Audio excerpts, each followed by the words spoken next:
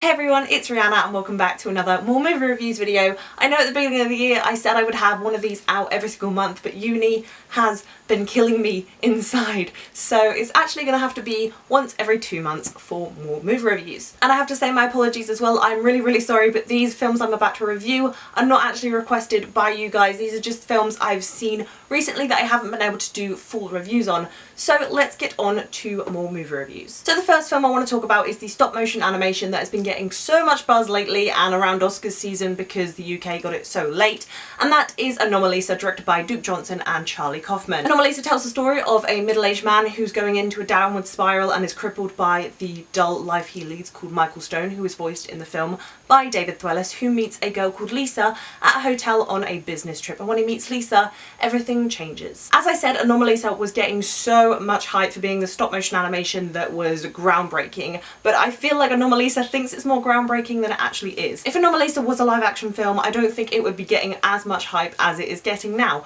I think the stop motion animation is effective in parts and gives a really cool underlying message to the film, but also the stop motion animation, for the most part, doesn't really add anything to the story. That being said, the stop motion animation gives it a nice little twist, and it is some of the best stop motion animation I've seen in a while. Something I really liked about Anomalisa is the voice acting. David Thewlis voices Michael Stone, who's the main character, who's going into a downward spiral and living this really dull life, and then Jennifer Jason Leigh is playing Lisa, and they do such an effective job of using the voice acting to their best ability. Those two actors and those two characters are the only ones that have their own individual voice in the film. Everyone else is voiced by this single actor, and it makes for a really effective storyline and narrative. Pacing for Anomalisa from the start to about the last half an hour of the film is pretty slow. It's a pretty standard storyline, and what they build up in the last half an hour is really interesting and got me roped into the story, but it came too late, and then the last 5 minutes of this film is pretty anticlimactic and just kind of washes what they were trying to do with the last half an hour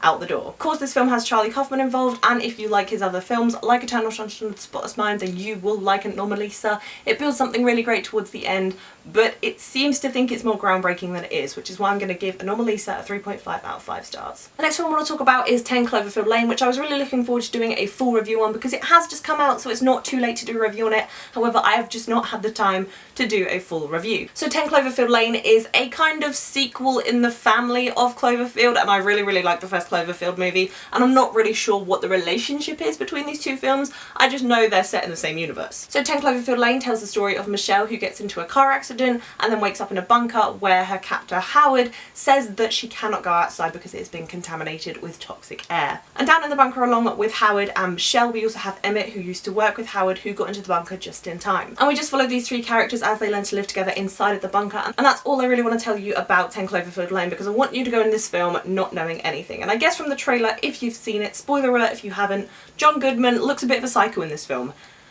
And that is the case. John Goodman gave a really great performance in this film, as did Mary Elizabeth Winstead. I mean, she is honestly, I think, the most underrated actress ever. I mean, come on, Scott Pilgrim vs. the World, she was freaking awesome in that film.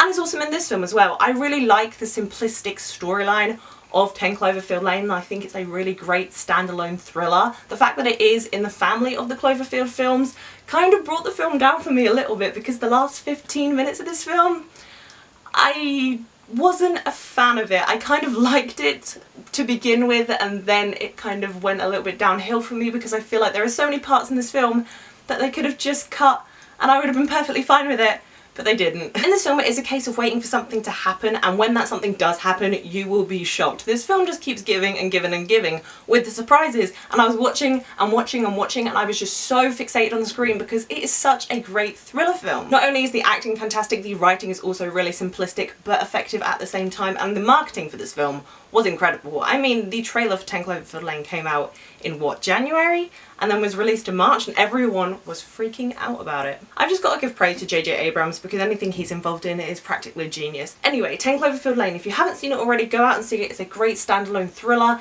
It's better than Cloverfield, I would think, but they are completely different films, so I couldn't judge. Anyway, I'm gonna give 10 Cloverfield Lane a 4 out of 5 stars. Okay, so next up is the horror film The Boy, and we all know how much of a fan I am of horror films.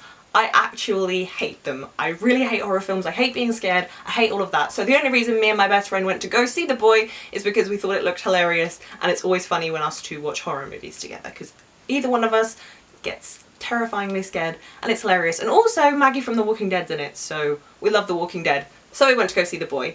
Anyway, rambling on again. So The Boy tells the story of Greta, who is played by Lauren Cohen in the film, who moves away from the United States to England to get away from her abusive past. And in England she takes this job as a nanny who she doesn't realise is babysitting a boy who is actually a doll. The parents of this boy called Bram lost their son in a fire and replaced it with a doll, and they treat him like an actual boy. They give him food, they kiss him goodnight, they read to him, they talk to him. It's insanely creepy. That being said, it is really creepy, but it's also really, really dumb. There were some extremely laughable moments in The Boy. I think I laughed more than I was scared. The Boy has an interesting enough concept for a horror movie, and Lauren Cohen gives a pretty solid performance in this film, but overall I just couldn't take it seriously because of this little doll. The Boy did progress and get better as time went on, and I will say the ending of this movie is pretty satisfying and pretty good overall, but the first half of the movie just took the concept and executed it in a bad way, so I couldn't take it seriously for most of the film. The Boy kind of reminds me of 2006's House of Wax, and even though that is a terrible film, it gave me a phobia of waxworks museums. I cannot go in them whatsoever now. No, not gonna happen. So I can give points to The Boy for its really good performance by Lauren Cohen, the interesting concept, and the last half an hour of this film. But it's not a film I would rush out to the cinema to go and see. It's not a big screen experience. You could easily just wait for Netflix for this one. I'm going to be giving The Boy 2.5 out of 5 stars. I guess this film is a requested film, and that is Dope from 2015 that I only just got to see. The UK's release dates just kill me inside. So Dope tells the story of Malcolm, who's a geek surviving in high school, and after getting an invitation to an underground party, it leads him and his friends into a Los Angeles adventure and a drug deal. I really like the twist that Dope has taken on the coming of age story. Malcolm is the main character. He's a likeable guy, he's a geek, he's just trying to survive in high school, and it's really easy to follow his character. I really enjoyed the actor's performance. I've really forgotten what the actor is called. I'm sorry. And then I love the chemistry of the main trio in this film. I think they have such great chemistry as friends. I never for one second thought I was watching actors play friends.